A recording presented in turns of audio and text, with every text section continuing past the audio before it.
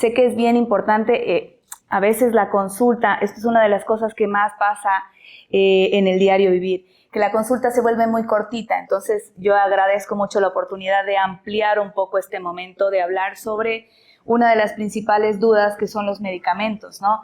Y yo los traigo a la mesa porque es verdad que siempre son un dolor de cabeza, muchas veces son una razón para consultar en emergencia, otras veces son una razón para no dormir, ¿no? Y todo el tiempo estamos pensando cómo hacemos para mejorar, para usarlos mejor, para que sean exactamente los medicamentos que necesitamos. Estoy de acuerdo, no estoy de acuerdo, así que voy a permitirme ampliar la consulta geriátrica hoy con ustedes.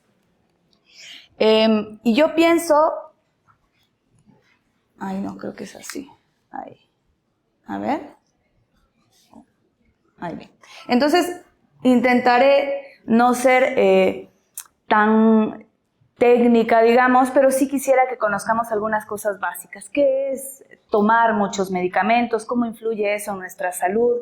¿Qué pasa en nuestro cuerpo a medida que vamos envejeciendo? Y cómo ese efecto del envejecimiento va modificando el efecto de los medicamentos, ¿no? Y, bueno, ¿qué opciones tenemos para tratar el deterioro cognitivo o la demencia? Y también, ¿qué opciones sin fármacos tenemos o cómo funcionan estos efectos? No va a ser una clase de farmacología definitivamente, pero sí intentar mostrarles qué dice hoy la evidencia sobre el uso adecuado de los medicamentos. Entonces, por donde voy a empezar es por donde me lleva a mí. Yo soy geriatra, me dedico a atender personas mayores el 100% de mi tiempo hoy por hoy, agradezco mucho eso y me ha llevado a aprender cosas. ¿Qué pasa con el cuerpo cuando vamos envejeciendo, no? Y esto es algo que no se ve en la escuela de medicina. Cuando uno está haciendo medicina aprende cosas básicas, que hay que ajustar las dosis de los medicamentos cuando hay enfermedades renales, que hay que ajustar ciertos,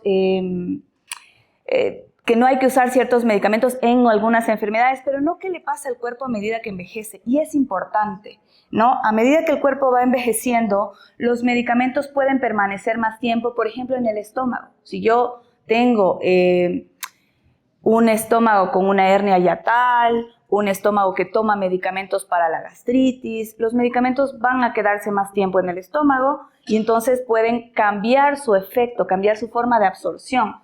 Cuando los laboratorios hacen los medicamentos, ellos dicen, ok, voy a hacer el paracetamol para que permanezca 20 minutos en el estómago y luego se absorba, se diluya y pase al torrente sanguíneo y haga su efecto a la hora y media. Así funciona la medicación. Sin embargo, con los cambios que vamos teniendo con los años, ese medicamento puede funcionar igual como puede ir cambiando, ¿no? El estómago con los años va teniendo algo que se llama gastroparesia, es decir, se va volviendo un poquito más lento y puede que los medicamentos estén más tiempo allí y empiecen a hacer efectos adversos. También puede pasar que el hígado empiece a tener menos perfusión, que empiece a recibir menos flujo sanguíneo. Esto directamente va a afectar a la máquina de gestión de los medicamentos en nuestro cuerpo. Sepamos que cerca del 90% de los medicamentos que consumimos en el mundo pasan por el hígado, se metabolizan en el hígado. Entonces, si yo tengo ya un problema en la forma en la que mi hígado se metaboliza y encima estoy envejeciendo, es posible que empiece a experimentar efectos distintos a los efectos planeados, ¿no? También pasa que la concentración de los fármacos cambia. Yo veo aquí algunas caras y puedo estimar la media de edad de la sala. Pero voy a preguntarle a los que tienen más de 60 por ahí, que levanten la mano solamente. ¿Cuántos tienen mucha sed todos los días? Ahí bajaron la mitad, más de la mitad.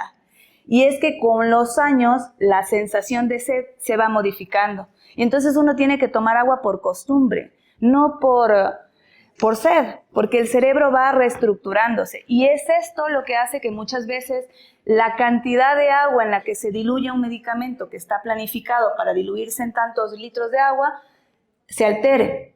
Entonces yo puedo tener un mismo medicamento a la dosis que me dio el médico, pero se concentra más o se concentra menos.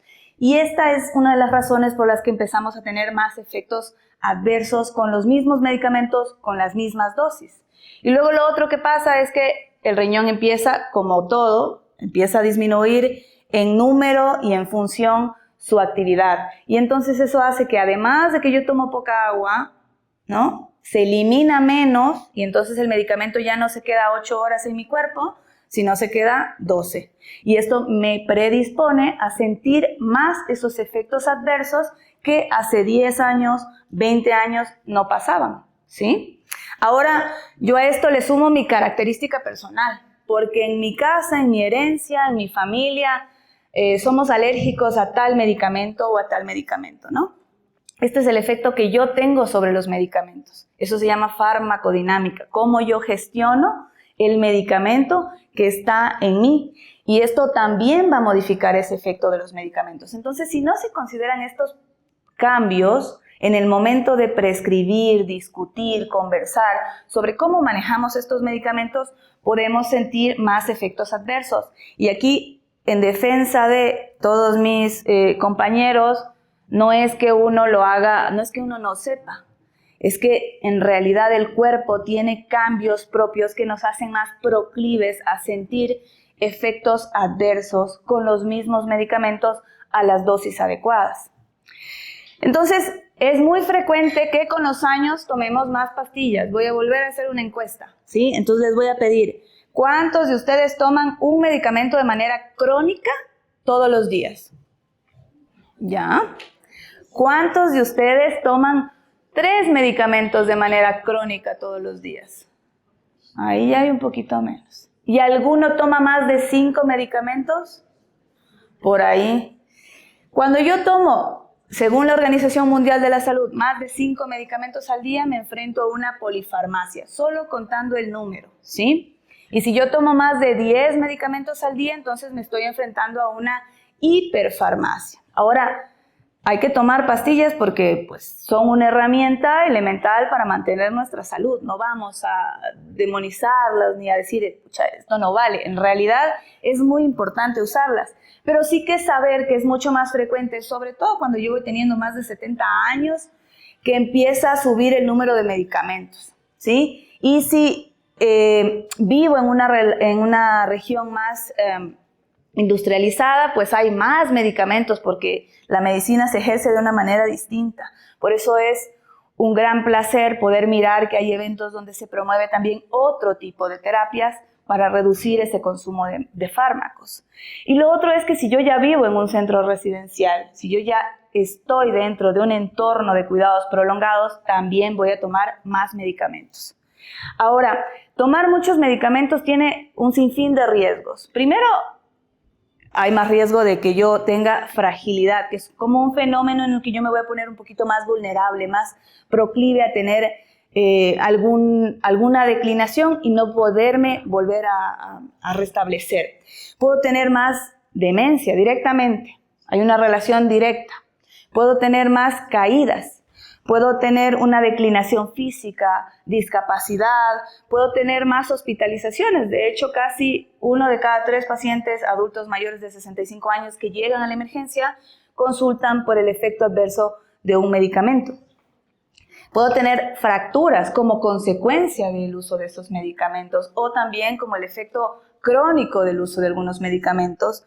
Incluso puedo acercarme a la muerte por usar ciertos medicamentos. Entonces, los medicamentos son un arma de doble filo, ¿no? Requieren una gran supervisión. Ahora, ¿qué pasa cuando empezamos a tener otras particularidades? ¿Qué pasa en la demencia? En la demencia, además del número de medicamentos, empieza a pesar otra cosa, que son los fármacos potencialmente inadecuados. Es decir, el cerebro, como iremos aprendiendo durante la jornada, va a ir cambiando su forma de generar ciertas hormonas, de tener ciertas respuestas, los receptores del cuerpo van a irse modificando y esto hace que sea más susceptible a tener efectos adversos con medicamentos comunes. Por ejemplo, el analgésico para el espasmo. No, que me duele la barriga, tómate algo para el cólico. Eso puede generar confusión. Que no tienes sueño, tómate esta pastillita que es para dormir. Eso puede generar una confusión. Es decir, a lo mejor no es el número de medicamentos, pero sí el tipo de medicamento puede tener un efecto potencialmente inadecuado. Esto no quiere decir que no hay que usarlo, solo quiere decir que necesitamos conversarlo y ser conscientes de ese riesgo. Y miren cómo, además de la demencia, ¿no? Hay condiciones que se relacionan a la demencia y que aumentan el riesgo de que tengamos efectos potencialmente inadecuados con los medicamentos. La diabetes aumenta 1.3 veces más el riesgo de que yo tenga un efecto adverso por un medicamento. Así también la psicosis, la isquemia miocárdica, la hipertensión arterial y la depresión, que curiosamente son causas o son factores que pueden desencadenar la enfermedad de Alzheimer. Entonces, estamos hablando de que estamos un poco dentro de la misma camisa, ¿no? La enfermedad que me puede predisponer a tener la enfermedad, la depresión puede predisponer a que yo tenga luego enfermedad de Alzheimer, ese tratamiento puede predisponerme a tener efectos adversos y demás. Entonces, esta es una gran pregunta o una gran dificultad que vamos viendo con el tiempo. Y me quiero detener un poquito atrás, ya me pasé ahí. Es muy importante reconocer qué grupos también están más afectados. Las mujeres tenemos como ya hemos visto, una forma distinta, una cantidad de grasa distinta, una cantidad de agua distinta, que como ven con los años va perpetuándose y eso nos hace proclives a tomar más medicamentos y a tener efectos adversos. Además, las mujeres tienen una habilidad y es de cuidarse un poquito más, de ser un poquito más obsesivas con los médicos. Esta conducta también nos predispone a tomar más fármacos.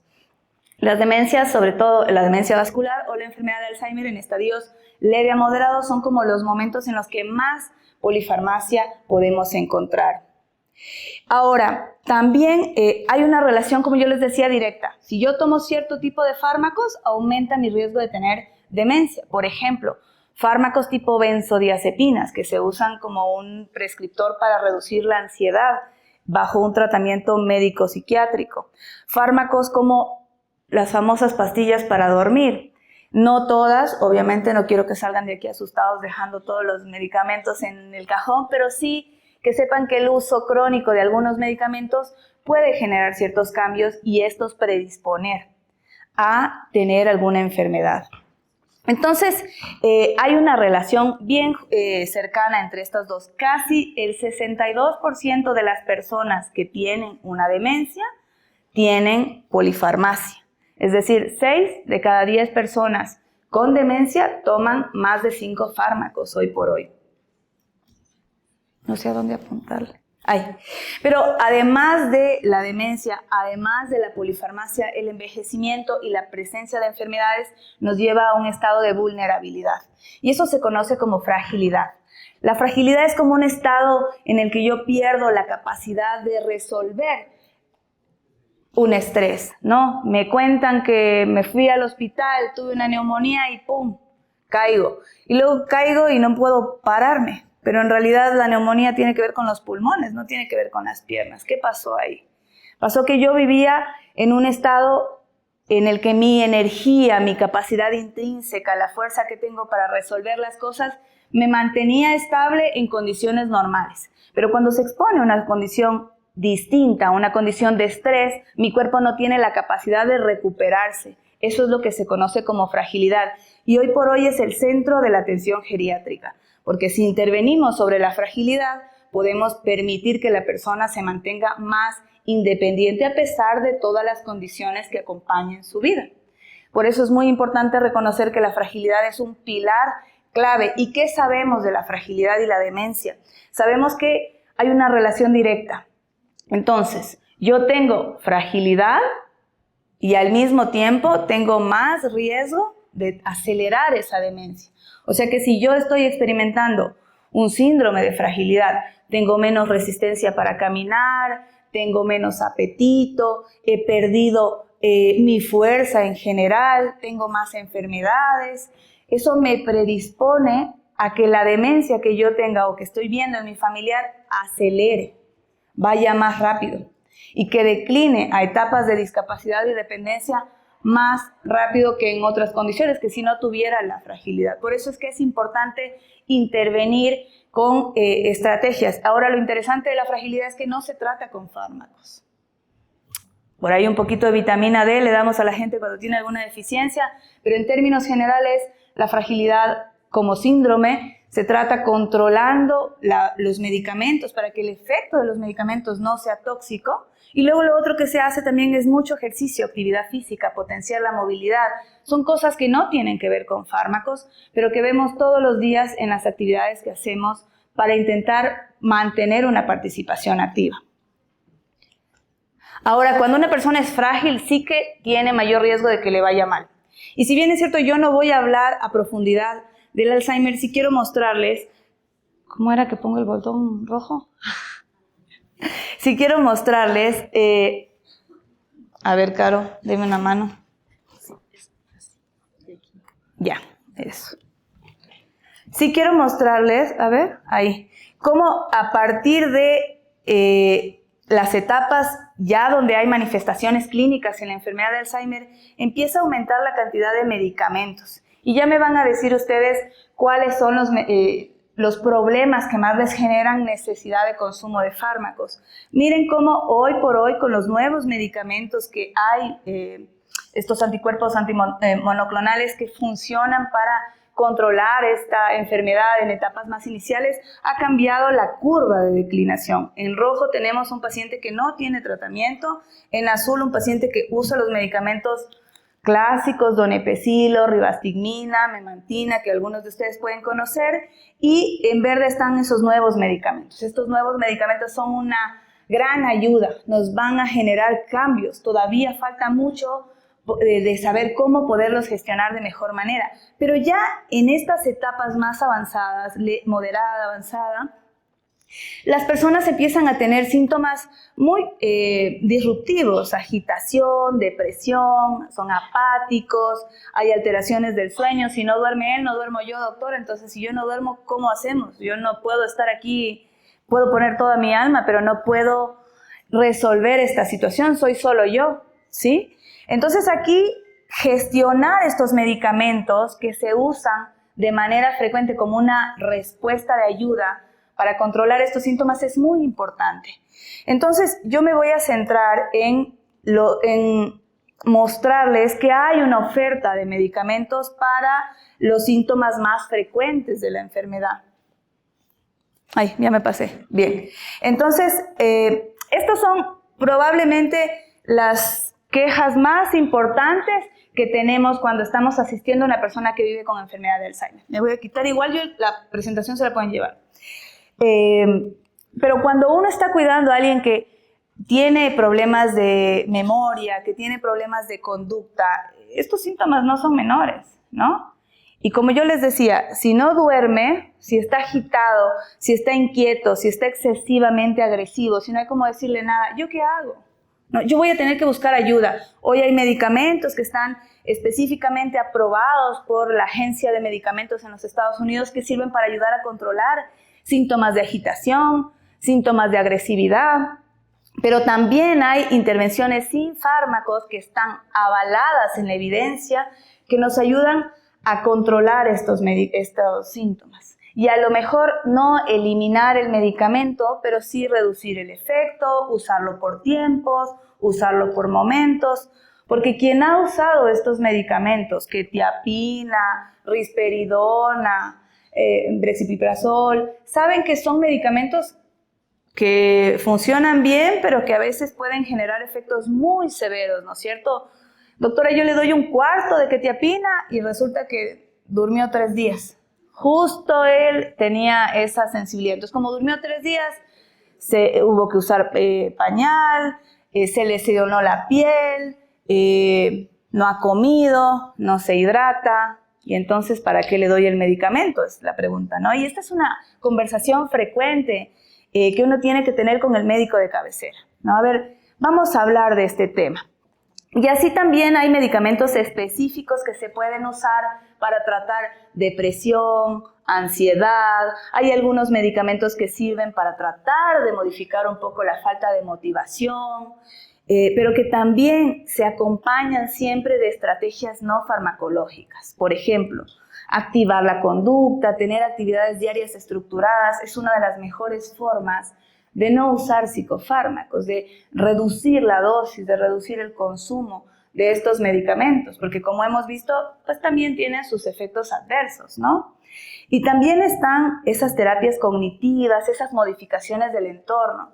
Si yo a ustedes los paro y les digo, a ver, vamos a hacer un ejercicio de concentración, vamos a ponernos todos a meditar, y de pronto empiezan a pasar camiones por aquí, el señor del gas por ahí atrás, y la señora que vende los jugos al fondo, capaz que me cuesta un poquito más concentrarme, ¿no? O si yo les digo, ok, vamos a hacer un ejercicio de meditación, quiero que se concentren y se enfoquen, y resulta que la habitación está llena de colores, llena de un montón de cosas, hay alfombras por todos lados, libros, uno no se concentra, ¿no? El entorno tiene un efecto tan importante sobre la capacidad de mantener nuestras funciones cognitivas cuando estamos sanos y, por supuesto, cuando tenemos alguna condición como la enfermedad de Alzheimer o alguna otra demencia. Entonces empezamos a ver cómo no son solo pastillas. Por eso yo decía menos pastillas, más calma, más buscar otras opciones que puedan servirnos como una herramienta para ayudar. Porque además, ya nos dirá luego la doctora Tatiana, no todos los medicamentos funcionan. En realidad, cuando yo tengo una conducta motora aberrante y me levanto y camino sin son, ¿no? Como solo se levanta al baño, doctora, se levanta 3 veces al día, se levanta 4 veces al día, no puedo dormir, el medicamento no tiene el mismo efecto. Hay conductas que responden a otras necesidades. A lo mejor a una ansiedad interna, a la anterior vida que tenía cuando era muy deportista y salía a caminar todos los días 4 kilómetros. Entonces yo le doy la ketamina y solo lo voy a bajar un poquito su velocidad, le voy a dejar más sedado, con más riesgo de caídas. Igual va a tener ganas de levantarse e ir al baño. Si no responden todas mis dudas, si no responden los medicamentos todas mis necesidades, tengo que buscar aliados estratégicos, terapias conductuales para el insomnio, la terapia de luz, la educación sobre la higiene del sueño, el manejo de la ansiedad y de la depresión subyacentes, cómo es iniciar, cuáles son las rutinas de sueño que yo debo implementar durante la noche para reducir ese fenómeno de puesta de sol, el insomnio, que tanto molesta con los años, ¿no? Porque es bien difícil, además uno no se entera, pero con los años el sueño se vuelve más fragmentado, más superficial. Entonces, si yo en la juventud no dormía 8 horas, cuando tenga 65, 70, tampoco voy a dormir 8 horas, salvo que lo haga artificialmente. Y luego pasa algo que es frecuente, y es que algún colega, algún vecino, porque no vivimos en un país donde está tan regulada la farmacia, entonces alguien por ahí les dijo, ve, esta pastilla es para dormir. Y me la tomo y a los 10 minutos estoy, ¡pum!, dormir. ¿Qué le gana eso? Es bien difícil, porque ningún medicamento va a tener ese efecto inmediato. Pero ese efecto inmediato es como un efecto que puede ser útil en algunos momentos, pero que es un poco en contra de la naturaleza, ¿no? Entonces yo me duermo a las 7 en punto, estoy tomando el cafecito a las 6 de la tarde y a las 7, ¡pum!, ya quiero estar dormido. Eso en un día normal y sin pastillas no pasa, porque el café activa, porque yo tengo que tener una rutina de calma. Entonces mi mensaje aquí va un poco a usar todas estas estrategias que no tienen fármacos como su herramienta principal, y el fármaco como un adyuvante. No usarlo, porque en realidad hay que usarlo, pero como un adyuvante. Y luego otra cosa que también empieza a pasar es que necesitamos que esa receta sea perfecta. Entonces, una cosa que practicamos mucho en las clases en el día a día es cómo debe ser la receta ideal de una persona que necesita medicamentos. Una persona que toma pastillas tiene que saber que no hay fármacos milagrosos ni mágicos. No es que tomando esto se le quitó la enfermedad de Alzheimer. Lastimosamente no es así. No es que hay una receta para todos. Lo que le sirvió a la vecina también me sirve a mí, lo que le sirvió a mi mamá también me sirve a mí. Tampoco funciona así. Todos los suplementos, vitaminas, medicinas naturales cuentan, suman a la polifarmacia.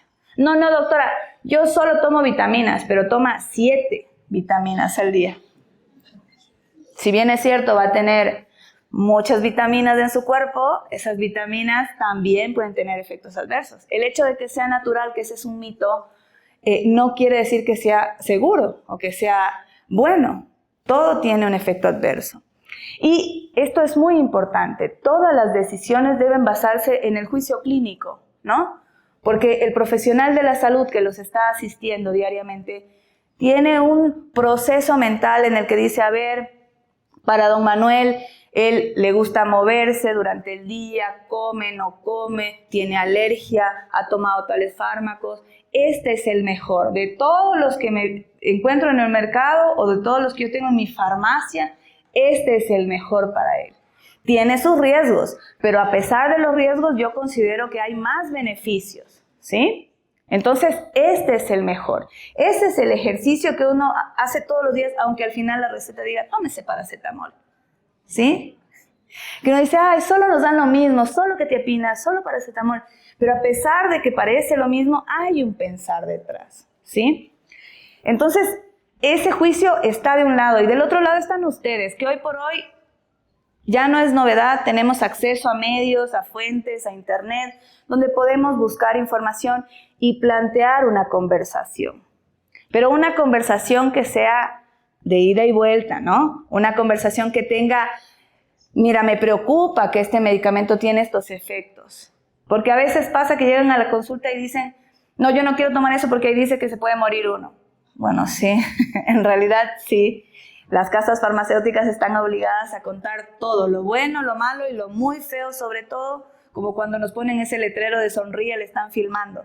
Porque esa es su forma de decir, yo te dije, yo te conté y tú aceptaste y tomaste el medicamento. Pero hay que llegar a un consenso y entender que en esta discusión, ¿no? A pesar de esos riesgos, hay efectos positivos, ¿sí? Y que todos los fármacos necesitan una titulación. Yo no puedo empezar con la dosis más alta y esperar que no pase nada. A veces es necesario, muy puntualmente en geriatría, pero a veces es necesario. Y en otras ocasiones uno dice, verás, tómate un cuartito. A los geriatras nos miran como que andamos dando dosis homeopáticas, así dosis insuficientes, a veces nos miran mal. ¿Cómo le vas a dar solo un cuarto de medicamento? Bueno, es para ver cómo lo tolera. Yo voy a llegar a la dosis correcta, pero tengo que empezar poco a poco porque puede generar una reacción de aversión en el paciente y luego no querer tomarse una pastilla más. Y eso generar más problemas. Entonces, esta discusión es la que les invitamos a tener. Ahí, bien. Entonces, ¿qué es importante? Yo, que estaba preparando la conversación con ustedes, decía, ¿qué me han dicho en la consulta? ¿Qué les interesa saber? ¿Qué es lo que quisieran saber? Así que ahora vamos a tener este momento en el que vamos a conversar, ¿no? Pero sí que es importante reconocer que a veces los profesionales no nos enfocamos en entender cuáles son las necesidades del paciente, ¿no? Por eso dije, yo voy a extender esta consulta geriátrica en este momento porque es una gran oportunidad. ¿Qué pasa? Es importante, ¿qué ha sido importante? Hicieron un montón de encuestas a cuidadores de personas que viven con enfermedades tipo demencia en el mundo. Y las preguntas más importantes que surgieron, y ustedes me dirán si hay más, es ¿cuál es la información crítica que yo debo saber sobre los medicamentos? ¿Para qué funcionan? ¿Cómo se usan? ¿Cuál es el efecto que debo tener? Alguna paciente me decía, sí, la doctora me dijo que la memantina va a enlentecer la progresión de la demencia, pero es difícil saber que está lenta, o sea, porque si no tomara estaría peor. Es así. Ella me planteaba esa duda, ¿no? Se queda con esta falta de información. Ir regulando un poco las expectativas que ustedes tienen sobre el efecto de un medicamento. A veces uno piensa, ¿se va a tomar el donepezilo? Y entonces se le va a ir la demencia, va a volver a estar como antes. Y no funciona así. Por eso es muy importante que ustedes conozcan ciertas cosas importantes sobre los medicamentos. ¿Cuáles son los efectos de los medicamentos? ¿Esto que le pasa a mi mamá es porque está enferma o porque está medicada? ¿No? Y a veces es difícil marcar la diferencia. Yo debo decirles que en la práctica, en el día a día, esto no es una cosa sencilla, pero es una pregunta que hay que hacer. Y lo otro es, ¿cuánto tiempo debo usar esos medicamentos a lo largo de la enfermedad? ¿Es adecuado usar calcio en etapa de cuidado paliativo? ¿Es adecuado seguir usando omega 3 cuando la persona tiene que tragarse unas cápsulas gigantes y no puede? ¿No? ¿Qué debo saber yo? ¿Cómo debo administrar de manera segura y adecuada los medicamentos? Y los médicos debemos colaborar aquí. Es nuestro trabajo empezar a hacer que este momento sea más seguro para ustedes. Por eso esta es la invitación, que no para todos, pero sí que quiero que se queden en la cabeza, es ¿cuándo menos es más? Preguntarle a su médico, ¿cuándo debo yo dejar de usar medicamentos? Yo conozco mucha gente que toma vitaminas desde que cumplieron 65 sin parar un día hasta que llegan a los 80. Entonces, si había alguna deficiencia nutricional, ya de más está suplida y no hay necesidad. Además, los medicamentos cuestan.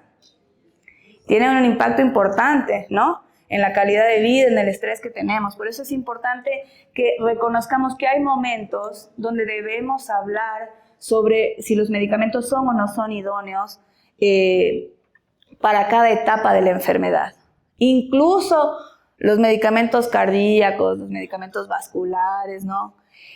Y por ejemplo, solo por plantearles un ejemplo, hay estrategias que tienen mucho beneficio sin fármacos para controlar síntomas muy difíciles y disruptivos como la agitación o la agresividad. Se ha demostrado que estrategias, aquí sí, esto es importante, son intervenciones guiadas, estructuradas, centradas en la persona. No es ponerle la canción, sino, como aprenderemos más tarde, hacer una intervención planificada y programada para, a través de la música, a través de habilidades en la comunicación, a través de la estimulación sensorial, poder reducir los síntomas de agitación o agresividad que puede vivir una persona que vive con demencia. Y otra cosa que, otra cosa que también es importante es que hay cosas que son incómodas porque pues no todo se trata de medicamentos para la demencia. Una persona que tiene demencia, ya les dije, también tiene otras enfermedades porque eso es una cuestión de que vamos envejeciendo. Está la diabetes, está la hipertensión, está la depresión, está el colesterol alto. Entonces, hay algo que hay que saber sobre los medicamentos y es que hay síntomas que son muy frecuentes pero que no se curan con medicamentos. Por ejemplo, la anorexia, esta pérdida de apetito, es que no quiere comer, doctora, eso no mejora con vitaminas. Sí que está bien que cuando una persona no come mucho tiempo puede necesitar usar suplementos de vitaminas para resolver ciertas deficiencias, pero no va a mejorar así. Lo otro es que las caídas, la inestabilidad postural pueden estar muy relacionados con los medicamentos. ¿Qué medicamentos? Medicamentos que tienen que ver con la parte del sistema nervioso central, medicamentos para dormir, ¿no? Por eso es que es importante no suspender, pero conversarlo y establecer otras medidas que puedan ayudarme a que esos medicamentos se usen de manera más segura. Y los medicamentos naturales sí que pueden hacer daño. De hecho, hay una hepatitis que está vinculada a una gran cadena de suplementos que se venden en todo lado, que se venden como súper buenos. Además, no son baratos. Es más barato una cubeta de huevos que un tarro de estos suplementos. Por eso es muy importante conversar cuál es la causa de estos síntomas y cuál es la forma, porque casi siempre hay muchos caminos para resolver el problema. Y ya como para ir terminando, no vine aquí solo a satanizar a los medicamentos, o sea, esto no es así. Hay medicamentos que tienen un impacto supremamente positivo y que nos acercan a tener una vida libre de demencia o a que la demencia, la enfermedad de Alzheimer vayan progresando de manera más lenta. Y esos son todos los fármacos que tienen que ver con nuestra circulación cerebral, con la protección de nuestro sistema metabólico. Si yo tengo bien controlada la diabetes, mi enfermedad de Alzheimer, la demencia va a progresar más lento y los síntomas van a ser más gestionables. Si yo tengo bien controlada mi presión arterial, voy a tener mejores resultados. Si la controlo bien cuando soy más joven, voy a tener todavía mejores resultados a largo plazo. Ya lo aprendíamos el año pasado. Si yo tengo bien controlado el dolor, no, doctor, es que como le duele la pierna, no camina, entonces está de mal humor porque no puede hacer nada, porque está ahí solo sentado y viendo la tele. Normal. Entonces tengo que tener controlados síntomas que generan mucho malestar en las personas, dolor, enfermedades crónicas y también medicamentos supervisados. Ok, pero yo me voy a quedar con esta para ir induciendo, ¿no? Entonces, sí es verdad que hay muchos medicamentos. Esto es una conversación que tiene que ser conjunta con el colega que prescribe, ¿sí? Un problema de la geriatría es que no prescribe solo uno. Prescribe el neurólogo, el cardiólogo, el otrólogo. No quiere decir que los colegas están mal. En realidad lo que pasa es que es una necesidad que el sistema de salud tiene que resolver, ¿no? Y tampoco quiere decir que el geriatra desprescribe lo que prescribe el neurólogo. Lo que quiere decir es que el geriatra hace una lista. Y en esa lista de medicamentos le digo, verá, yo le voy a mandar una cartita al neurólogo y le vamos a decir si este están bien. O de todos estos 10 medicamentos, este ya tenía que eliminar, porque se lo dieron cuando le dieron el alta del hospital. Y hasta ese entonces tenía que usarlo. Y ahora ya no es necesario que lo siga usando más. Por eso es muy importante una consulta puntual para manejar la polifarmacia. A veces la consulta no es por el dolor, es porque tomo esta lista de pastillas y quiero revisar cómo están. Y eso toma tiempo. Y el sistema de salud a veces no es tan amplio. Por eso la consulta de hoy es más amplia. Entonces, ahí, a veces los profesionales somos una barrera, ¿sí? Por eso yo hoy les traigo una lista de verificación, porque se ha demostrado que si yo tengo una lista de verificación con información sobre los efectos adversos, los efectos secundarios, a lo mejor puedo ayudar a controlar mejor esos medicamentos, ¿sí? Si yo abordo el tema, ¿hasta cuándo son útiles los medicamentos que estoy tomando con mi médico de cabecera? Voy a poder gestionar mejor mi consulta. La técnica de la receta, esto de, mira Manuel, dijo la doctora que esta pastilla es para que tu memoria funcione mejor o para que no tengas tanto riesgo de caerte, ¿no? Entonces, en este momento te toca esa pastilla.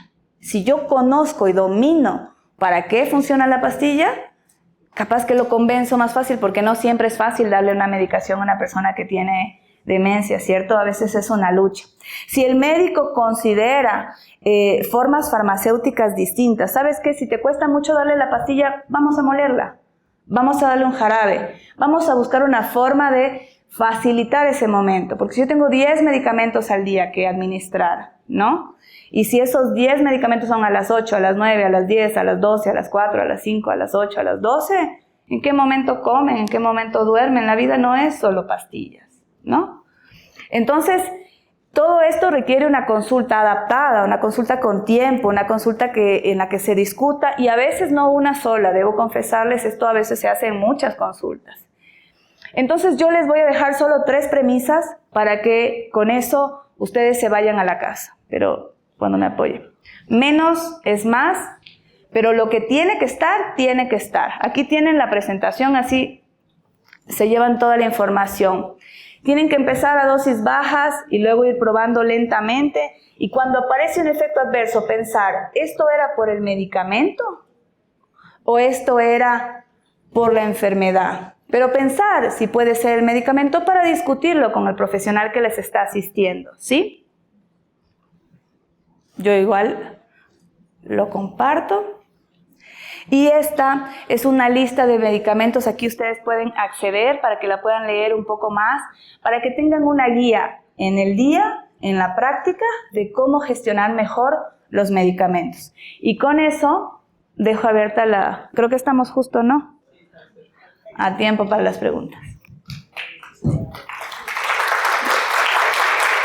Muchísimas gracias, doctora. Muchas gracias, Carolina. Vamos a empezar, vaya después de la fuerza. Gracias. Buenos días, doctora. Un gusto y excelente intervención. Quería pedirle un favor. Mi papi toma el Utebrol y Donecil, pero en la noche le estamos dando la Aquilea. No sé si sea beneficiaria. Él duerme como un rey, pero no sé si de pronto se haga como adicto a ese le doy. Buena palabra. De intercalarlo con agüita de valeriana y todo, pero quería verle si tiene 88 años. Bien, y yo he diagnosticado ACI. Gracias por la pregunta. Yo no voy a responder la parte del fármaco, pero sí me voy a quedar con lo del adicto.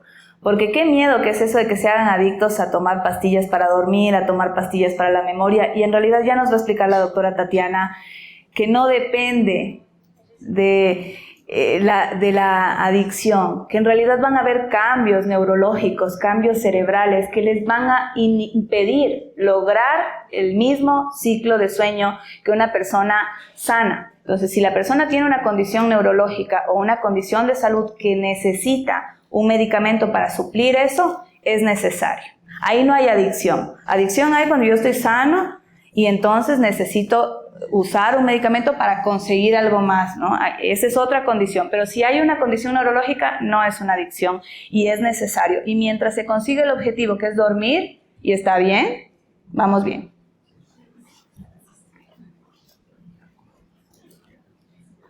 Muchas gracias, doctora. Felicitaciones. Mi pregunta es, en el contexto de la era digital que estamos viviendo, que las redes ya vinieron para quedarse, ¿sería contraproducente que los adultos mayores pasen el tiempo realizando actividades virtuales como estrategia no farmacológica? Porque vemos que el adulto mayor se pasa en el TikTok, en el WhatsApp, en el Facebook. Esa pregunta. Los padres en mi casa tienen la misma conducta, ¿no? Agarran el TikTok y ahí se quedan. Como intervención, cuando yo estoy hablando de una intervención no farmacológica, estoy hablando de una intervención que ha tenido estudios, que ha tenido un plan de intervención, que tiene una intención específica y que se hace de una manera particular. Por ejemplo, usar la tecnología, usar un documental, usar un juego, una estrategia de gamificación para mejorar la memoria durante 20 minutos todos los días. Eso es intervención con estrategias digitales. Mejorar la depresión, mejorar el aislamiento social a través de videollamadas, 20 minutos todos los días. Les voy a llamar hoy a la compañera de la escuela, mañana a la del colegio, luego a la de la universidad, luego a la del trabajo. Eso es una intervención, ¿ya? Pero cuando yo estoy presa de las redes sociales, porque están hechos los algoritmos para que yo me quede ahí mucho tiempo, unos más que otros, entonces no es una intervención. Es simplemente darle algo que distrae, pero no tiene una intervención terapéutica. Bueno, buenos días con todos. Doctora, una excelente presentación. Mi pregunta... Primero, soy terapeuta ocupacional, pero también, lo más importante, soy familiar de una persona con sospecha de demencia, entonces estamos en eso. Pero mi pregunta es, he visto muchos adultos mayores y sobre todo mi abuelito, que es el que toma aguas medicinales con su pastilla o a veces agüita medicinal por no tomar agua pura. Entonces, quisiera saber si esto podría tener una afectación a sus síndromes geriátricos o tal vez interactuar de mala forma con las pastillas que ya toma. Eso, muchas gracias. Gracias, lamento la noticia y me alegro que esté aquí para aprender más sobre cómo gestionar este momento en la salud de la familia. Como yo les decía en una lámina, que diga natural, y esto, si ya con eso se van, ya hice todo mi trabajo. Que diga natural no quiere decir que es inofensivo, que diga natural no quiere decir que es bueno. ¿Cuándo se empiezan a presentar problemas con aguas aromáticas, intervenciones naturales? Cuando es lo mismo y lo mismo. O sea, en estas curas de 7 días, solamente con agua de choclo, que es un diurético, entonces la persona se puede deshidratar. Si tiene alguna predisposición a una enfermedad renal, puede facilitarse esa enfermedad. Hay medicamentos como el boldo que son hepatotóxicos, entonces si yo solo tomo agua de boldo todos los días, obviamente me voy a enfermar. Pero sí, otra cosa que pasa con las personas mayores es que, como yo les dije, no les gusta tomar agua y entonces todo lo que tenga sabor a agua lo rechazan.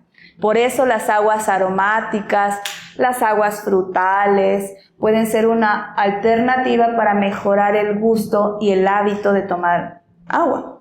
Entonces está bien tomar aguas medicinales, pero no todo el tiempo, no la única forma y no siempre lo mismo, sería la respuesta. Buenos días, doctora. ¿Sería tan amable de informarme cómo se podría identificar el Alzheimer en las personas y cuáles son los síntomas? En la siguiente, ¿no? Bueno, yo ahí voy a darle la apertura luego a Tatiana, que va a explicarnos claramente cuáles son todas las formas en las que empezamos a tener, cuáles son las manifestaciones que usted puede reconocer para tener la enfermedad. Hola, ¿cómo está?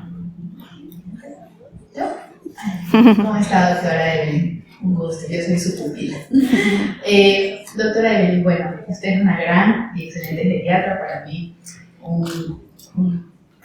un ejemplo, sí. Entonces, dentro del abordaje del paciente adulto mayor con la demencia, como sabemos y como nos ha explicado, y en su experiencia, quisiera que me comente cómo poder llegar a la familia, porque sabemos que es un abordaje interdisciplinario y el trabajo más que todo es con la familia, con los hijitos, para que ellos puedan encontrar en nosotros esa confianza que queremos dar como profesionales para saber cómo estabilizar al paciente, porque en la problemática de la vida real encontramos un hijo o hijos cansados, hijos desesperanzados que en muchos momentos pierden, ¿verdad?, la paciencia o pierden ese enfoque, ¿ya? Entonces, como geriatras, ¿cómo podríamos nosotros, y en su experiencia, como le indicaba anteriormente, encontrar ese equilibrio para hacerle entender a la familia y juntos, si tienen cuidadores y todo, que, como decía, siempre estar ahí con el paciente, siempre estar con el paciente vigilándolo, ¿ya? Y no es como una consulta que uno dice te veo en 3 meses o en 2 meses, para que uno pueda dar un mejor servicio. ¿Cómo podría ser en su experiencia y cómo logra usted este equilibrio? Es bien difícil, pero yo creo que tenemos que ser geriatras, médicos, psicólogos, un poquito de pedagogos, ¿no? Una cosa que yo he aprendido de los psicólogos que me rodean es que hay que validar la necesidad del que viene. A veces la persona que tiene demencia ni se entera de por qué está en la consulta, ¿no? Y otras veces viene en contra de su voluntad y en algunas ocasiones viene porque le interesa. Entonces lo primero es validar a quien viene con él, explicar que es totalmente normal y entendible sentirse cansado, frustrado, enojado, sin dormir, buscando una pastilla para que esto se acabe ya, y empezar a trabajar con ambos. Mira, esto es para ti, esta medicación, a pesar de que es una dosis más alta, la doy por ti, y luego vamos gestionando, pero yo te pido a cambio que hagas esto que no tiene fármacos. Y usar otras estrategias, en realidad la teleasistencia, la telemedicina, hoy por hoy están para abrir el consultorio. A través de una llamada virtual, a través de una teleconsulta, yo no tengo que ir al consultorio, pero sí puedo terminar de hacer este ajuste de medicamentos y que la persona pueda dormir, porque como bien dicen, no es cada 3 meses, es hasta que se controle el síntoma y luego ir regulándolo. ¿Ya?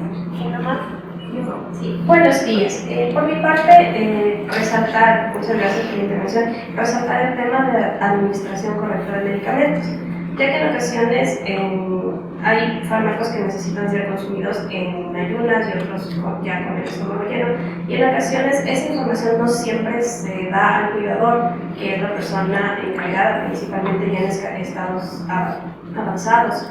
Y es muy importante eso. ¿Cuál sería una recomendación o cómo, como cuidadores, como familiares también, informarnos más o qué fuentes serían reales? Porque a veces el médico no siempre tiene el tiempo, si es que estamos en el tema público, lastimosamente, sí nos da ese limitante de tiempo para, y por facilitarse, lo que nos mencionaba de aplastar las pastillas y se administra todo de una. Siempre es importante recordar como cuidadores esa posible interacción de los medicamentos y con el tipo de vida que se les facilita. Gracias, es una muy buena pregunta. Voy a responder simple. Cuando vayas a la consulta con el médico, de toda esta receta, ¿cuáles se pueden juntar? Primera cosa, ¿se pueden moler? Si no se quiere tomar, ¿cuál puedo dejar detrás? ¿Cuáles son indispensables, no? Porque hay medicamentos que son indispensables y hay otros medicamentos que se pueden tomar después, tomar, qué sé yo, en otros momentos. Y la pregunta de si debe o no debe estar administrado con alimentos. En estas preguntas de verificación que yo preparo la consulta con el profesional, tengo que tener esto claro. Se pueden mezclar, se pueden moler, se deben tomar en ayunas o se pueden omitir, ¿no? ¿Cuáles son los indispensables? Y con eso, esa consulta de 20 minutos, de 15 minutos, va a ser mucho más efectiva y mucho más eficiente también. Nos va a permitir tener ese dominio. Y luego hay fuentes en internet, hay una página que se llama, no la puse acá, se llama drugs.com, y hay otra que se llama Interaction Checker, que tiene un módulo para público general, no para profesionales de la salud, que les puede dar información verídica sobre los medicamentos. El problema es que no están todos los medicamentos del Ecuador, sino solo los que están en los Estados Unidos. ¿Ya? Muchísimas gracias. Un aplauso a la